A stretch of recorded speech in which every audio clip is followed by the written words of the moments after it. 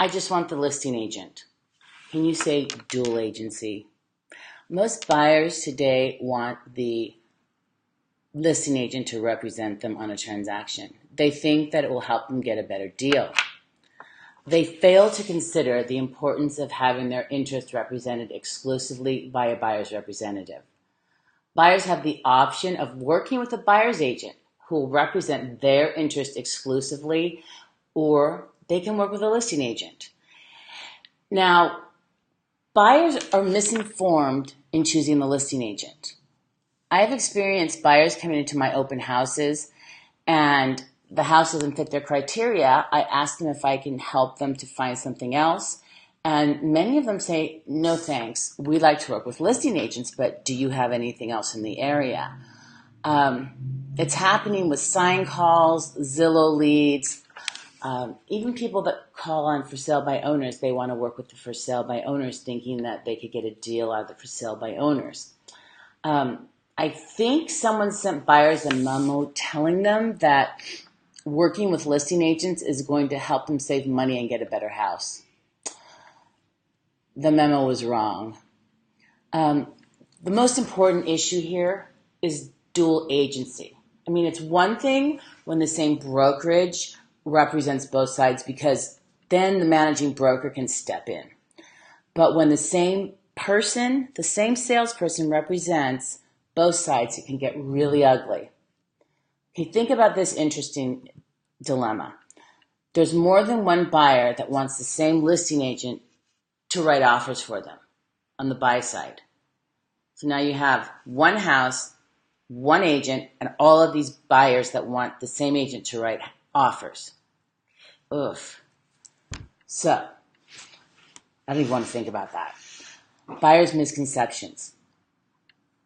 So, if I make an offer through the listing agent, then I can get a better deal on the house and save money, right?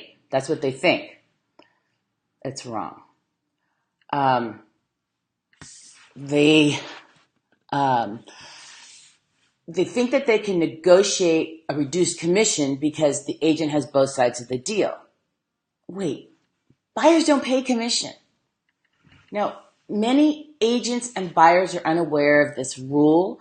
It's really important. It's an MLS rule that states that if a listing agent will reduce his or her commission when doing both sides, it has to be disclosed on the MLS because it gives the buyers of the listing agent an unfair advantage over all of the other buyers that would be represented by other agents, wouldn't you say?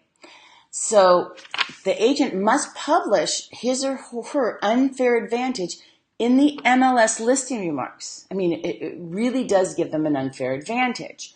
So you can't come and ask them to do that if it's not published. And when you are working with a listing agent and you're selling your house, if that is going to be your intention, you better negotiate that when you're signing the listing, because if it's not in the listing notes on the MLS, once you're negotiating the contract, you can't ask them to reduce their commission if they're representing both sides, because it has to be disclosed. Okay, so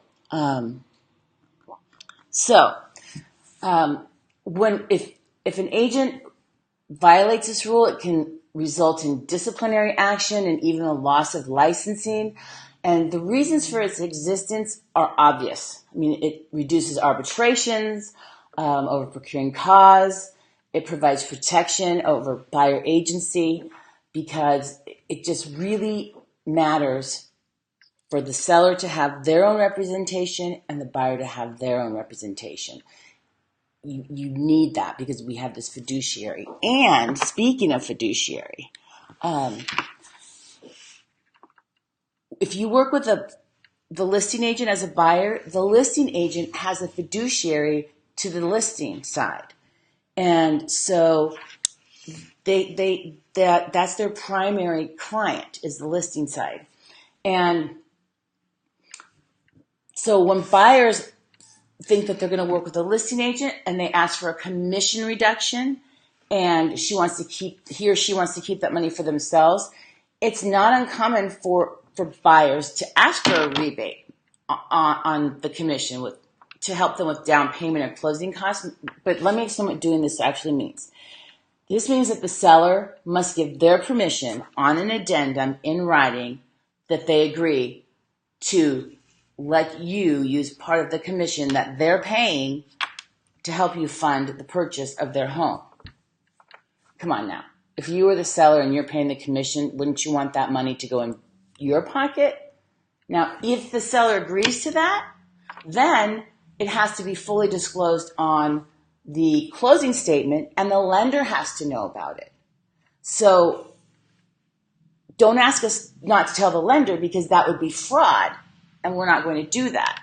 So it might mess up your loan because if you have an 80-20 loan where you're putting 20% down and get an 8% loan and then the lender looks at this as, now you're not putting 20% down, it could mess up your loan, it could mess up the deal, and it's a mess. So really, don't work with a listing agent. It's not a good idea. The best idea is for you to find a really great buyer's agent to help you along the journey to home ownership and get a great lender and, not to mess up your deal by trying to negotiate and do underhanded things. I know it's frustrating, especially with these tight markets, because you think if you have the listing agent, you're going to negotiate better things and they can get things. It's not a good idea. And you want somebody who's ethical. You want somebody who's going to do a good job for you. So just don't do it. If you have any questions, give us a call. And I just wanted to, something that I just really wanted to tell people about. Don't work with a listing agent. Get a buyer's agent.